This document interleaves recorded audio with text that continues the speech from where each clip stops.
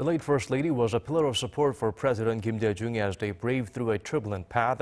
Aside from that, Lee Hee-ho is also known for helping to advance women's rights as well as democracy here in the nation. Choi Si-young takes a look back at how she lived. As part of the first generation of the country's female activists, Lee Hee-ho stood at the forefront of safeguarding women's rights in South Korea.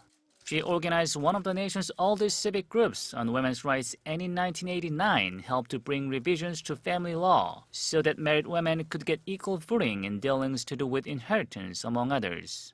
In 1999, Lee also helped to usher in the monumental gender discrimination law that acted as a catalyst for subsequent court rulings in favor of women's rights otherwise overlooked in the past. She also stood by her husband and former President Kim Dae-jung, well known for his pro-democracy movement during the 1970s through the 1980s. In 1980, he helped to draw international attention to her husband, saving him from the death penalty sentenced under South Korea's then military dictatorship. Even on the day of her husband's death, he spoke of democracy. 행동의 양심으로 살아가기를 간절히 원합니다. 이것이 남편의 유지입니다.